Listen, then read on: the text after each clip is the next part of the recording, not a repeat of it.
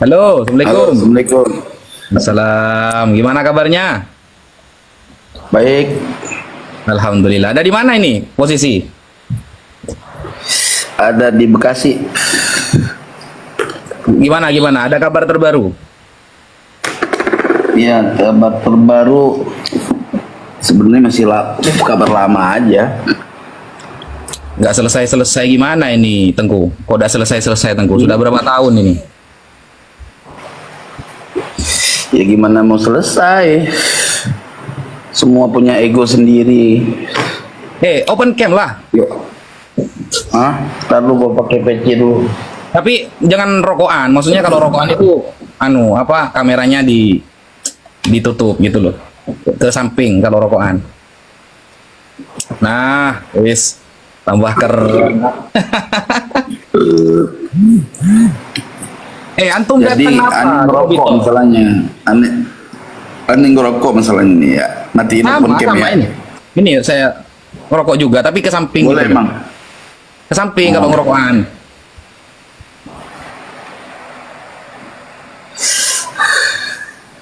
Terus gimana ini? Ini rencana tanggal 7 September kan sudah di Robito, dan orang-orang dari pihak Imat bilangnya itu tertutup. Kalau tertutup tidak mungkin di live kan lah. Ini kan live dari awal sampai akhir kan live. Itu bukan tertutup kalau live namanya. Nah, terus malah ke Imat ngajak ke mana itu? Ke UIN Wali Songo kan tanggal 10. Oke, gitu. Saya akan datang dengan teman-teman tanggal 10. Yang penting di Robito juga datang biar adil. Kan enak kan? Di Robito tanggal berapa emang? Tanggal 7. Jadi tanggal 7 beliau hadir. Salah, harusnya kembali. Harusnya Robito. Ini harusnya Robito itu tanggal 10. Ente dulu datang ke IAIN apa Tanggalnya itu. tanggalnya sudah ditentukan, mau dibalik gimana? Ya, makanya kalau menentukan tanggal tuh kadang-kadang gini. Ente ingat nggak waktu kita diskusi di Sultanan Banten dulu? Lah, Ya kan? yang menentukan Pertama tanggal kan 10 itu ke Imat sendiri, bro. Hah? Yang menentukan tanggal 10 ke Imat sendiri. Kenapa gak di tanggal 5 saja biar lebih dulu? Enggak, maksudnya yang tanggal mana ini? Lah, ke Imat itu sudah Kalau menentukan yang- tanggal 10. Iya, diskusi di mana tanggal 10? Di Universitas Wali Songo lah. Nah, itu kan schedule awal. Kalau dari Robito kan belum ada. Loh, di Robito lebih dulu acaranya, undangannya. Sudah jauh-jauh hari undangannya. Gimana sih? Kita ke sana. Itu yang jauh-jauh hari itu. Ya sekarang aneh kan nggak tahu masalah undangan itu nggak tahu aneh. Lah, kamu gak diundang tak? Tapi masalahnya kan, hah, kagak diundang gua. Loh, sama Keimat, maksudnya di acara YIN.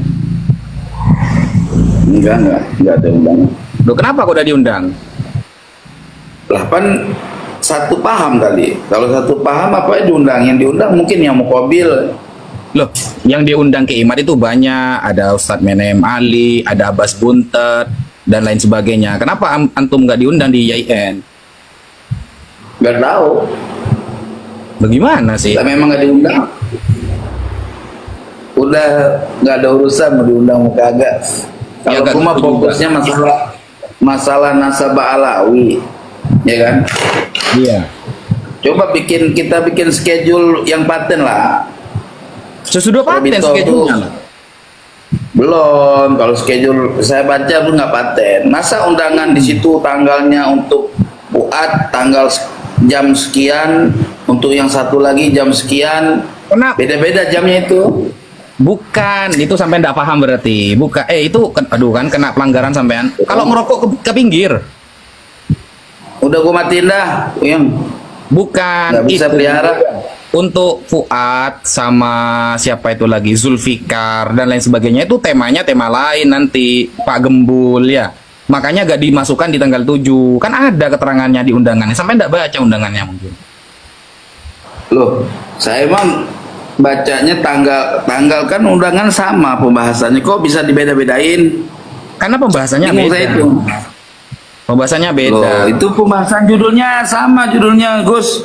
Gimana sih? Oh, Judulnya iya. sama, pembahasan isu nasab kan? Sampai nggak baca undangannya berarti ya, nggak apa-apa lah. Ente mah kadang-kadang kurang asam juga. Orang Gus Fuad emang sengaja lo ya bikin malu orang. Itu pembahasannya beda. Kalau sama lo Pak mau bahas Gembong, masalah ente mau bahas masalah itu bahasa Suryani. ya iyalah, kan mumpung lagi viral bahasa semut, bahasa Suryani itu. Itu kan itu bisa aja ada kacau. Ya enggak lah kan. Berarti kamu juga mengingkari ya bahasa Suryani itu ya? Lah, kan gue gak ngerti bahasa Suryani. Gimana sih? Bener nggak kira-kira? Kalau gue mah ya enggak, ya kalau gue mah heran aja. Cuman ya mau ngomong apa orang tua ya.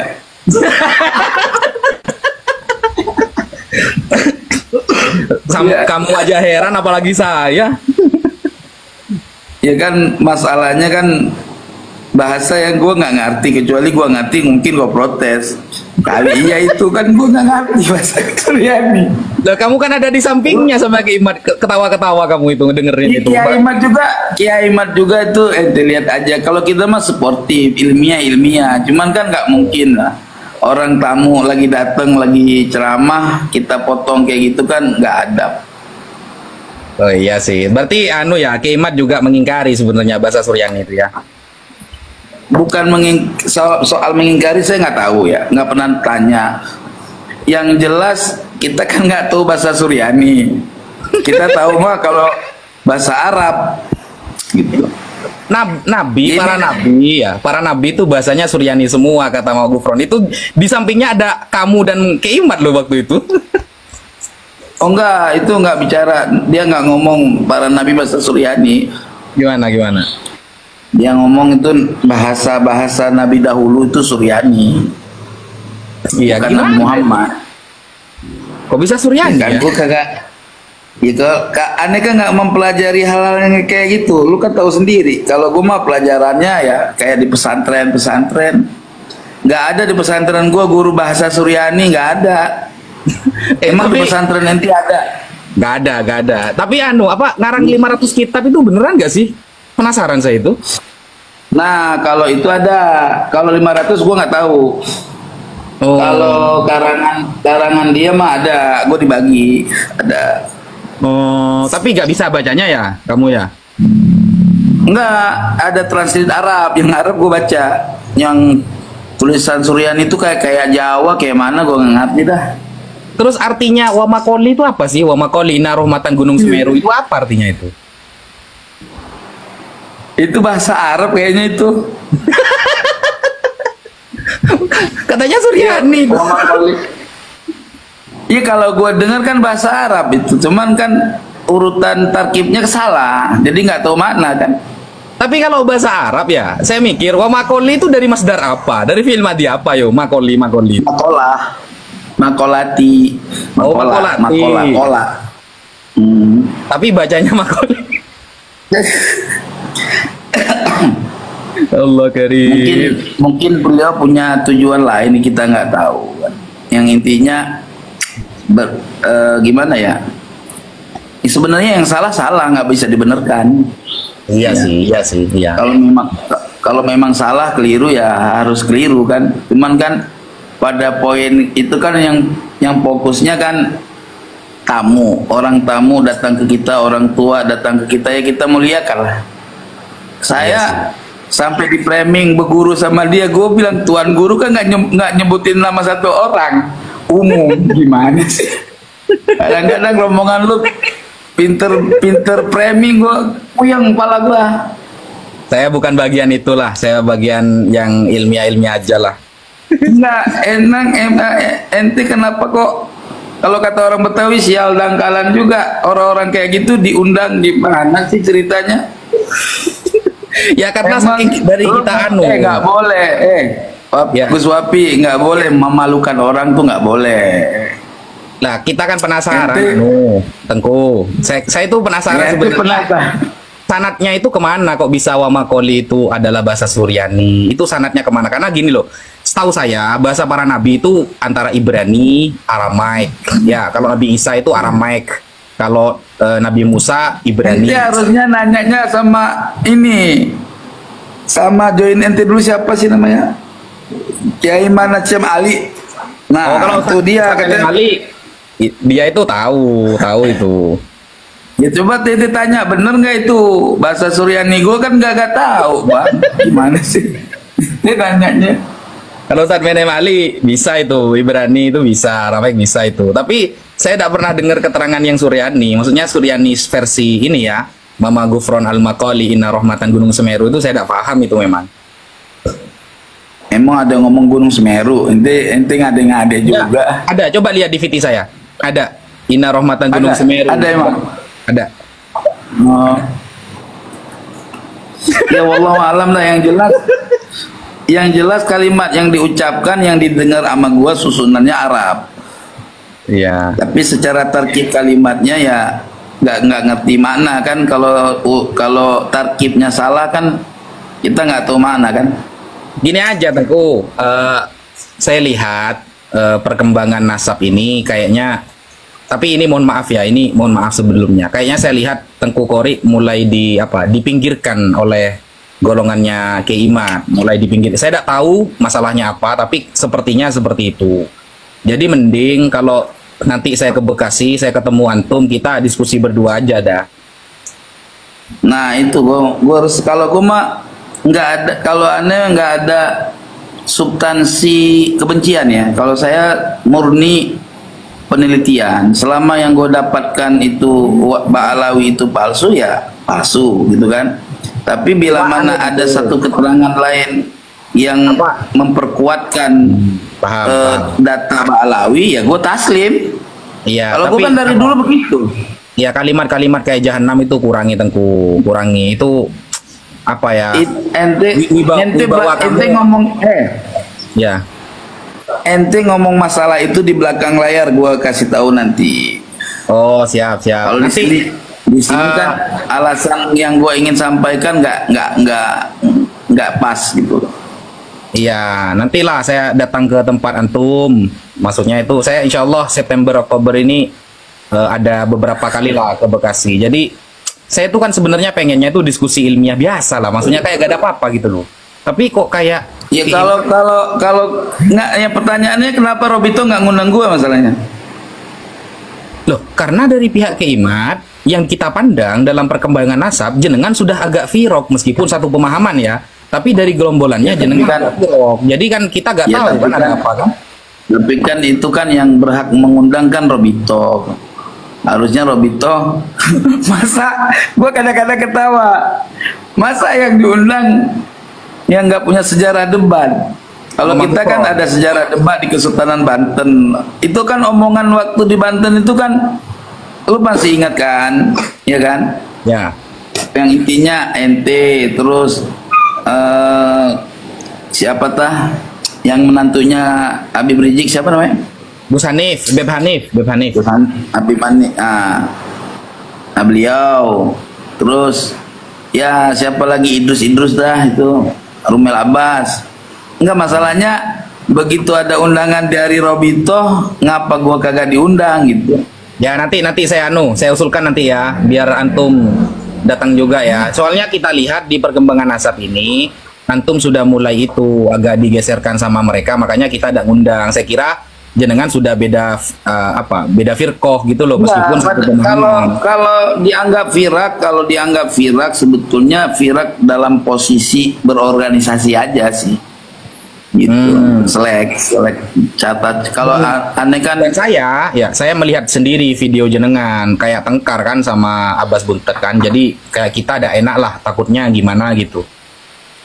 Ya sebetulnya kalau dalam kasus diskusi mah nggak usah perlu melihat hal-hal seperti itu sebetulnya. Kan ini bukan diskusi. Iya, nggak masalah. Justru dengan adanya, misalkan adanya gua, ya Abbas, terus Fuad Pleret. Nah, Fuad Pleret tuh pas tuh kalau diundang, pingin tahu gitu kan. Bisa tak baca kitab Fuad Pleret itu?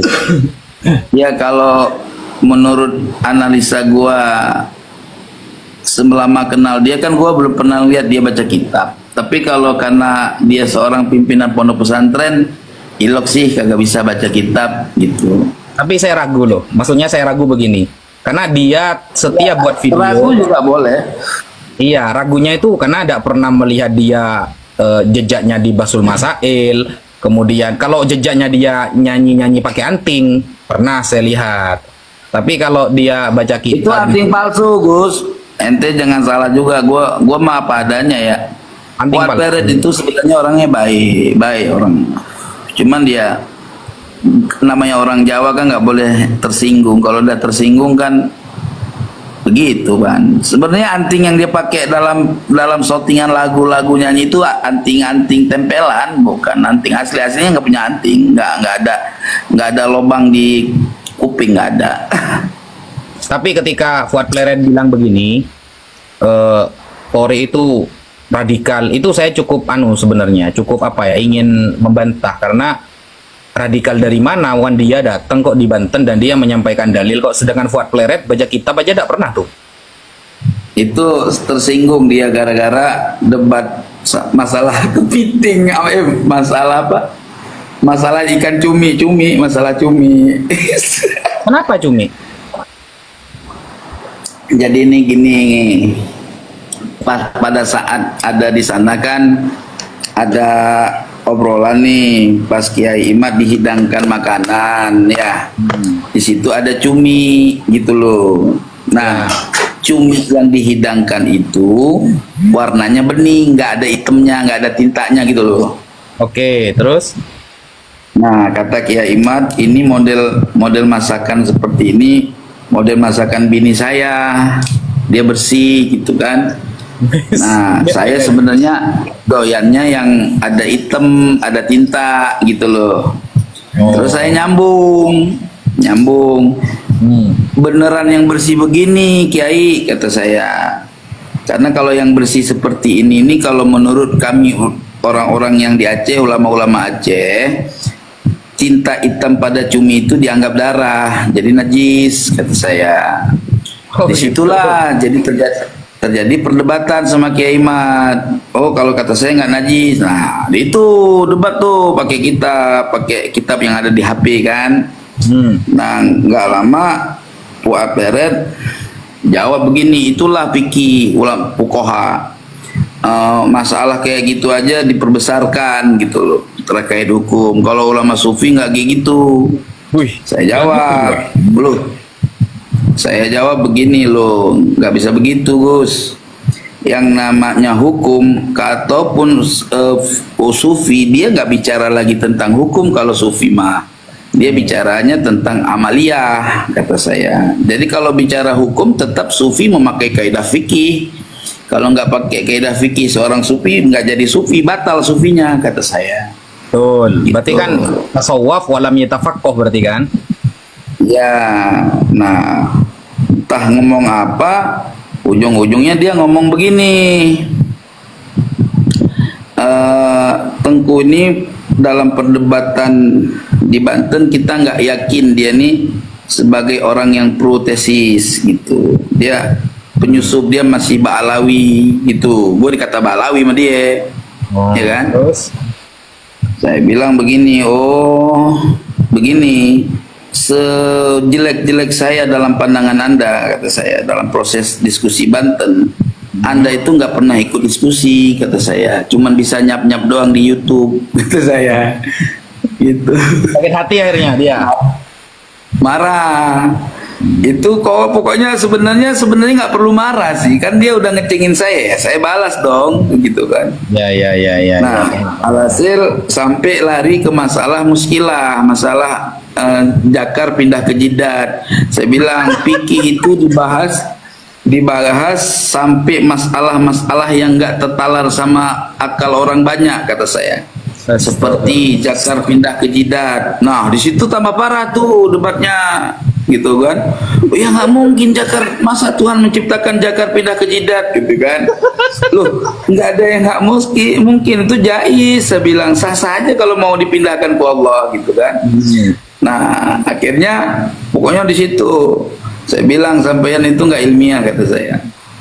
nggak bisa baca kitab. Mungkin saya ada ngomong nggak bisa baca kitab gitu kan. Iya. Nah, Kiai Imad itu ketawa dia. Kiai Imad polos juga sih, artinya nggak ada tendensi apapun gitu loh. Ya. Akhirnya saya kasih lihat bukti di YouTube, ada video YouTube, coba ente setel deh, ketik zakat pindah ke jidat, ada itu, ada kejadiannya di YouTube kan.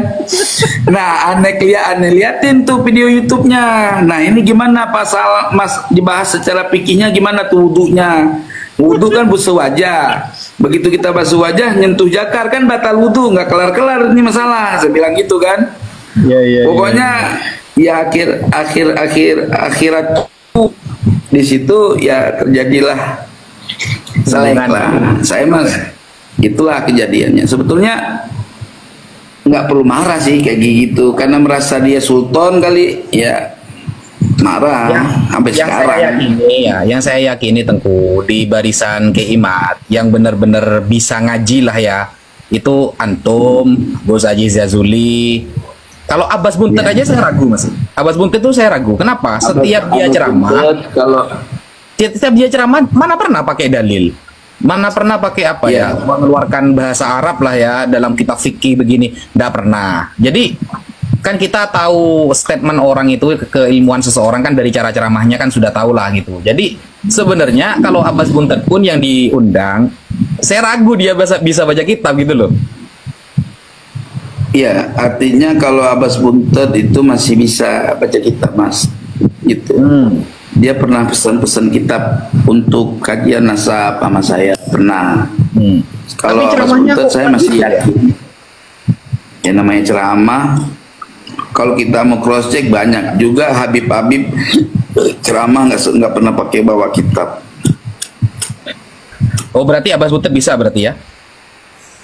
Saya yakin kalau Abbas Buntet bisa. Kalau Fuad sama sekali kayaknya ya. Kalau Fuad saya belum yakin. Kalau Omai Rama kayaknya. Kalau Omai Rama. Kalau Romai Rama saya yakin bisa, karena memang alumni Ponpes dia. Bukan, karena sudah jadi waliullah. Loh kok jadi waliullah? Waliullah mah semua ke waliullah, ente ke waliullah. Ya kan kata Keimat beliau sudah waliullah, jadi kayaknya sudah keren itu. Nggak tahu gua. Ya, kayak Zulfikar itu mungkin saya. Masalah waliullah mah ribet, kita nggak bisa kenal waliullah lah. Ribet, mending kenal Tuhan daripada kenal waliullah.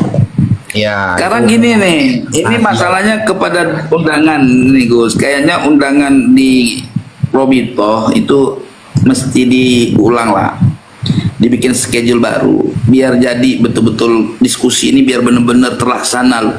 Artinya kita harus bikin satu sistem undangan yang sifatnya mengikat dan Kiai Imad nggak mungkin menolak gitu loh. Itu. Iya, yang saya khawatir seperti itu Tengku. Takutnya Kiai Imad gak datang lagi, ngirim utusan. Enggak, kalau udah kita bikin secara mengikat yang benar-benar dua belah pihak kita libatkan. Kalau nggak mau hadir itu udah semua orang udah yakin offside gitu loh. Caranya kan kita begini loh, kalau saran saya kalau bisa dipertimbangkan. Ya gimana? Caranya pertama Robito ya kan mengajak agar Kiai Imad membentuk tim panitia diskusi akbar. Itu dari dia. Nanti berapa orang misalkan 10 oke. Atau 5 atau berapa terserah. Nah, nanti tim diskusinya Kiai Imad digabung dengan tim diskusinya Robito untuk membahas schedule diskusi, tempat dan musyawarah lah. Musyawarah dibikin tidak ada kecurigaan apapun gitu loh. Paham nggak maksudnya? Paham. Nah, nanti kedua belah tim ini kumpul untuk musyawarah tempat, hari, tanggal untuk fitnya, terus siapa aja yang diundang, apa melibatkan ulama ahli nasab internasional atau tidak. Kalau tidak ya kita sampaikan tidak, hanya diskusi terus komitmennya kayak mana, surat pernyataannya ada, bentuk surat pernyataannya kayak mana di kedua belah pihak, kan gitu. Nah, supaya resmi dan Robitoh juga di situ kan ada panitia nanti ada mengetahui daripada Robitoh siapa ketua Robitoh gitu, walaupun ketua Robitohnya misalkan siapa tuh Taufik Segap, Ustadz Taufik Segap nggak hadir nggak masalah, yang penting mengetahui lah gitu kan.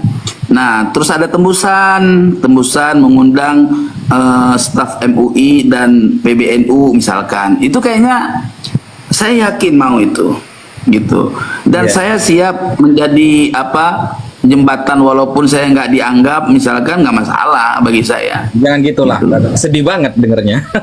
Bukan sedih, artinya kalau nggak ada sedih-sedihnya gitu kan, ini masalah diskusi kebenaran. Ngapain sih kalau mereka nggak melibatkan saya, kan nggak masalah. Saya juga bisa hadir kok secara membawa jati diri saya, paham saya kan gitu. Saya juga diundang nggak apa-apa secara pribadi dari Robitoh untuk melengkapi kan. Nah, seandainya itu terjadi, Gus Wafi, saya yakin nggak ada alasan Kiai Iman untuk menolak, gitu. Kalau ternyata tetap nolak gimana? Nah, itu sudah harus, ya kalau udah ternyata menolak berarti kan udah benar nggak mau komitmen dengan kebenaran dia kan. Berarti orang nggak akan bisa tahu, seluruh di Indonesia khususnya bisa tahu, berarti nggak tanggung jawab kan gitu. Ya. Bisa. Gini loh, seseorang tuh beda-beda. Kalau saya pada diri saya sendiri kan nggak ada peduli gitu. Kalau gue mah kalau misalkan tesis ini milik gue gitu kan, lah gue tetap mau diundang kapanpun selama keamanan terjamin, ya gue siap gitu loh, nggak ada ngaruh. Seharusnya kan seperti itu, Tengku. Maksudnya begini loh, beliau yang nulis tesis itu, beliau yang mengajak debat seluruh dunia, beliau yang menyampaikan di setiap panggung. Maksudnya begini, apa sih susahnya diskusi? Apa sih kata saya? Jadi apa ya? Timbangan lainnya. Iya, kok kayaknya malu banget gitu loh, takut kalah. Kayaknya kan seperti itu kesannya kan? Kalau nggak hadir terus kan? Kayaknya kan takut kalah, takut malu, takut apa? Padahal kemarin ketika kita diskusi di Banten ada Gus Aziz Jazuli, ada Tengku Kori. Selesai kita biasa makan bareng gitu loh. Yang dipermasalahkan apa kata saya? Yang diberatkan itu apa? Ya. Kalau dulu sih lebih kekhawatiran Kiai Imad lebih beralasan karena waktu itu kan masih sedikit pendukungnya ya kan. Nah, kalau sekarang kan sudah banyak, maka kita coba untuk yang lebih akurat lagi pengadaan diskusi di Robitoh. Ya gue yakin saya kan ini gimana?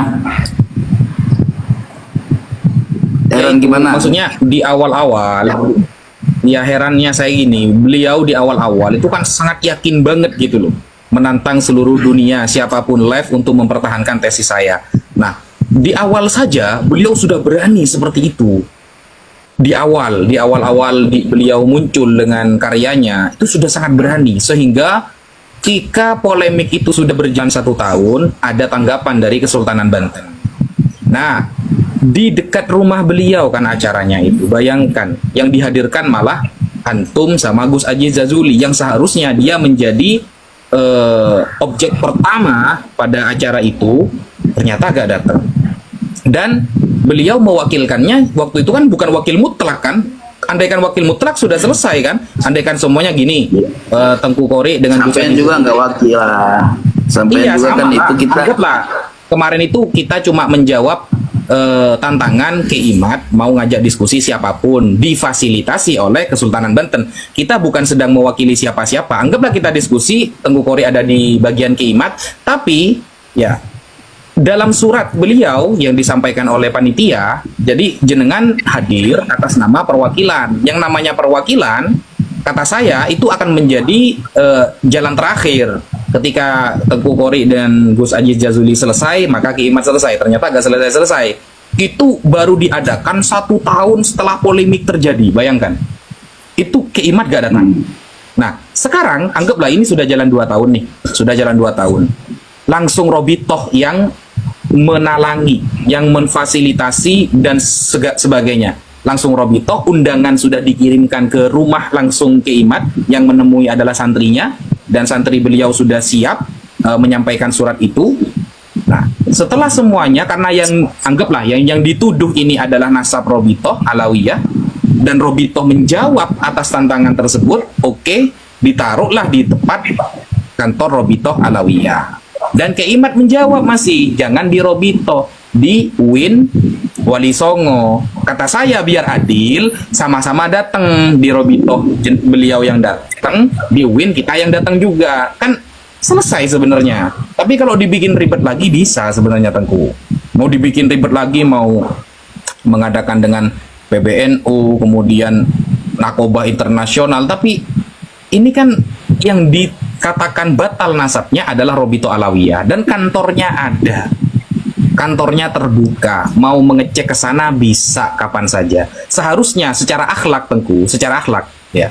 Kalau ada orang menyaksikan nasab Robito Alawiyah, dia datang dulu ke kantornya, diskusi di sana, baru nanti disampaikan ke setiap panggung. Seharusnya seperti itu. Tapi ini kan nggak datang sama sekali ke kantor dari dulu. Gini Gus, gini menarasikan seolah-olah menfitnah kan? Ya gini Gus, Gus Wafi ya.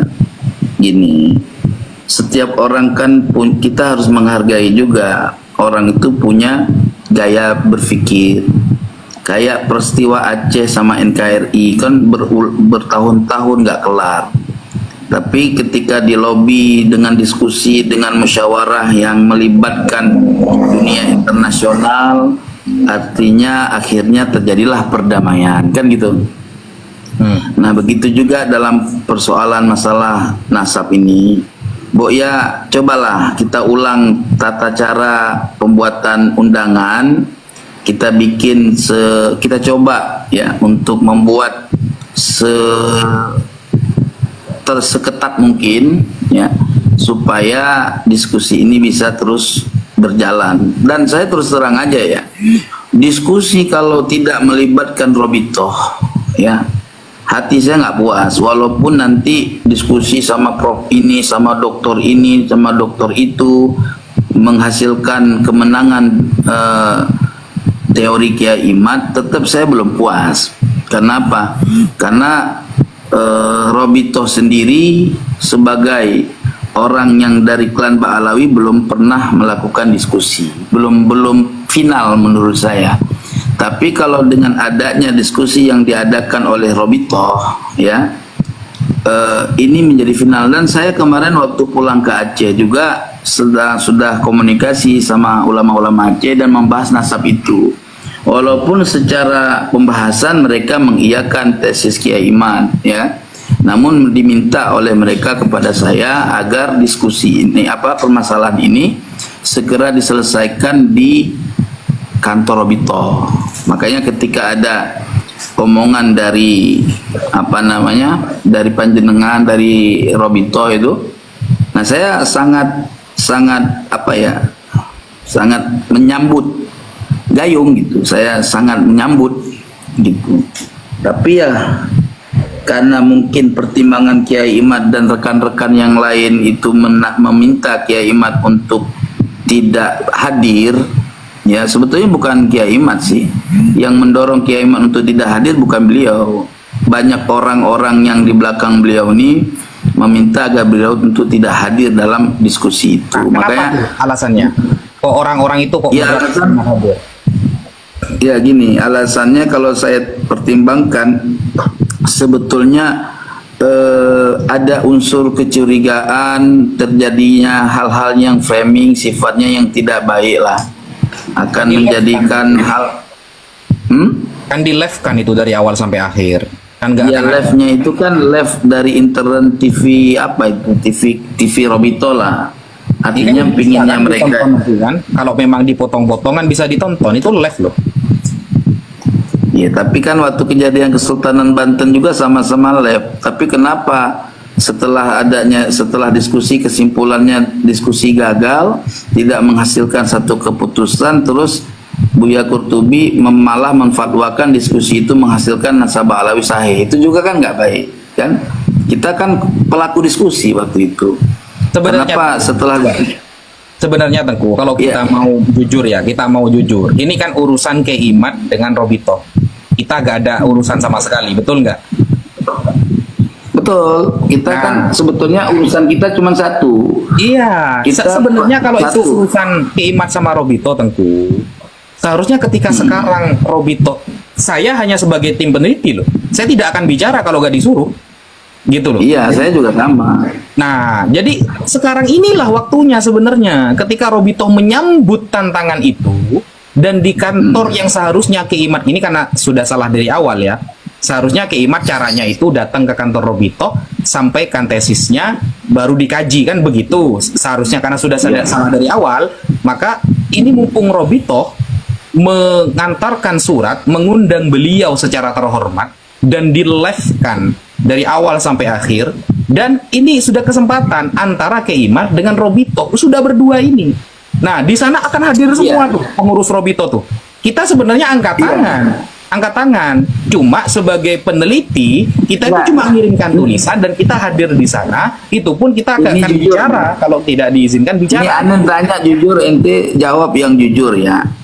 Ya, jangan, ini kita terbuka aja lah. Sejujur-jujurnya, aneh kan nggak pernah berbicara framing bohong dalam masalah-masalah penting kayak gini kan, kecuali masalah yang lain. Oke, gini, di dalam diskusi yang diadakan di Robito itu kok ada jam-jam yang berbeda, pembahasan yang berbeda-beda. Berarti tujuannya di sini kalau dilihat daripada zohir maksud gitu loh. Hanya Kiai Imad aja yang mungkin diskusinya yang sifatnya nasab. Berarti yang sebenarnya hadir dalam diskusi ini sebenarnya yang target undangan tuh satu orang. Iya, Kiai Imad aja. Imad. Ya, adapun yang lain-lainnya itu dalam pembahasan yang berbeda gitu ya. Iya, karena sudah rame seperti contoh ya, kayak Ustadz Menem Ali membahasnya secara filologi. Nanti kita hadirkan juga yang paham filologi. Jadi untuk ilmu nasab murni fikihnya, ilmu nasab kan murni fikih nih, dan sejarah. Jadi itu Imad. Dan untuk Pak Gembul ya, kayak Guru Gembul, beliau kan sudah mulai banyak mengeluarkan statement ini dan itu nanti dipertanggungjawabkan karena bawa-bawa Habaib dan Robito. Jadi kita itulah yang dianggap sama teman-teman ya yang mendukung Kiai Imad untuk tidak hadir, anggapannya ini interogasi apa istilahnya? Loh, kayak seorang polisi manggil orang satu-satu gitu. Kalau interogasi nggak akan dilakukan, Tengku. Iya, Kak, enggak. Ini kita kita nggak berpikir macam-macam ya. Artinya kita dengan cara seperti itu kan orang wajar aja kan punya asumsi berpikir kan gitu kan, penilaian ya kan. Jadi penilaian orang-orang itu ada sistem diskusi, berarti Kiai Imad mau dikeroyok sendiri gitu kan? Oh enggak. Nah itu jadi seperti interogasi. Toh andaikan Tengku ya, toh andaikan kan Kiai Imad bilang Tengku dalam video yang baru ini, hadirkan 20 orang di depan saya, cukup saya sendirian. Beliau seperti itu loh, keren kan? Kenapa kalau cuma keren sih? Iya, kalau cuma kita apa kan begitu. Apalagi ini yang menyambut langsung Robito yang beliau katakan nasabnya batal. Kenapa khawatir kan begitu? Iya, makanya saya kan waktu awal-awal keluar undangan itu saya support, saya dukung undangan Robito dengan narasi saya. Makanya cobalah dari banyak teman-teman musyawarah sama saya untuk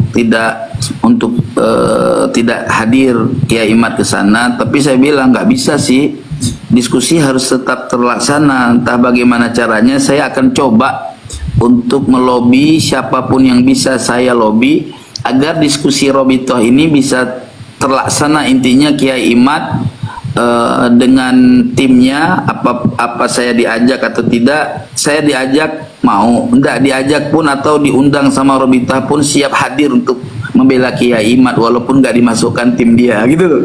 Tapi yang jelas marilah coba kita mengulanglah, membuat satu sistem diskusi baru yang memang mengikat sehingga tidak mungkin Kiai Imad tidak menjawab diskusi ini, artinya harus berani, harus siap gitu loh. Ya, Mungkin dengan cara-cara seperti itu ya, bisa kita komunikasi, kita buka lah, kita persilahkan dia maunya kayak mana sih gitu loh, gitu loh. Soal tempat misalkan ini ada permasalahan tempat dianggapnya tidak netral. Kalau dalam kacamata saya kan tempat itu tergantung orangnya. iya. Tempat kan nggak ada istilah netral sama tidak netral. Misalkan tempat Robito atau tempatnya di PBNU. Kalau memang orang-orang yang ada di dalam tempat tuh nggak netral, ya nggak netral juga kan gitu. Iya. Jadi ya soal tempat ya gimana kalau memang Robito harus pengurus Robito harus diskusinya di lembaga tersebut di Robito, ya berarti kita buka tim dulu lah, buat tim dari Kiai Imad, harus ada timnya 10 orang sebelum ada diskusi untuk membahas. Artinya ada panitia kayak di Sultanan Banten itu kan ada panitia itu semua. Iya. Cobalah kita arah ke situ. Kalau mudah-mudahan omongan saya itu ya saya nggak meyakinkan 100% yakin Kiai Imad mau, tapi saya punya janji. Saya punya janji yang pernah saya sampaikan di Kesultanan Banten, bahwa kalau memang diskusi akbar kedua ini diadakan, saya akan tarik Kiai Imad untuk ke diskusi tersebut. Cuman saya tetap sebagai manusia biasa yang tidak punya kapasitas yang lebih bagus atau tinggi, yang jelas saya berusaha untuk menyampaikan kepada Kiai Imad. Terlepas kalau dia udah saya sampaikan dengan diskusi di Robitoh memang sudah sistematis, artinya sudah tidak ada kecurigaan apapun, Kiai Imad nggak mau, ya kita serahkan kepada kaum muslimin gitu loh. Yang jelas kita sudah berusaha mengadakan diskusi semaksimal mungkin. Timnya dari dia juga kita mintain untuk membuat suatu tim sukses panitia penyelenggaraan diskusi akbar gitu loh Gus. Mungkin ada closing statement dari antum kepada pendukung Kiai Imad dan pendukung Robito sebelum kita tutup live-nya. Oke. Close statement saya menyampaikan. Tunggu dulu. Closing statementnya sekiranya kita itu merangkul, bukan memukul. Jadi kita ini sesama Islam, janganlah. Ini cuma diskusi ilmiah yang dunia Basul Masail itu sudah terjadi sejak dulu. Jadi agar gak panas gitu loh. Mari.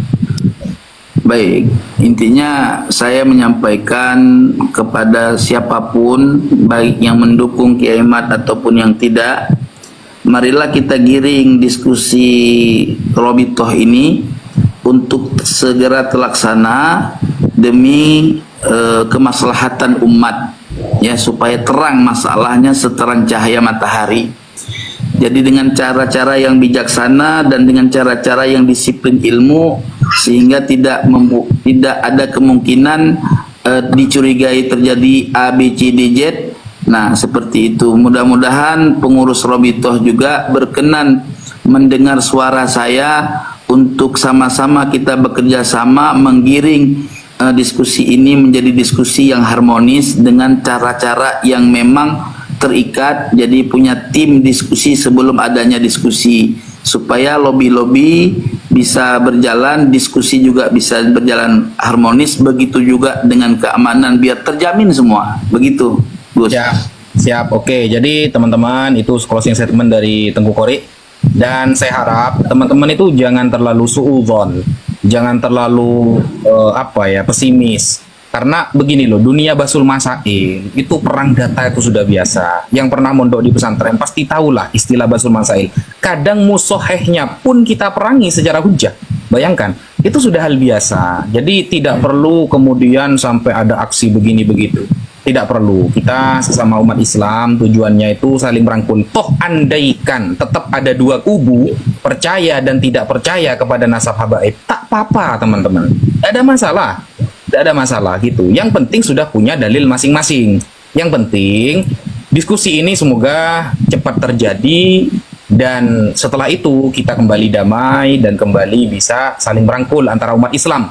Karena ketika kita begini, orang kafir yang akan bertepuk tangan. Betul nggak, Tengku? Betul. Ya, mungkin itu dulu yang bisa saya sampaikan. Kurang lebihnya saya mohon maaf. Wassalamualaikum warahmatullahi taala. Mampir Gus.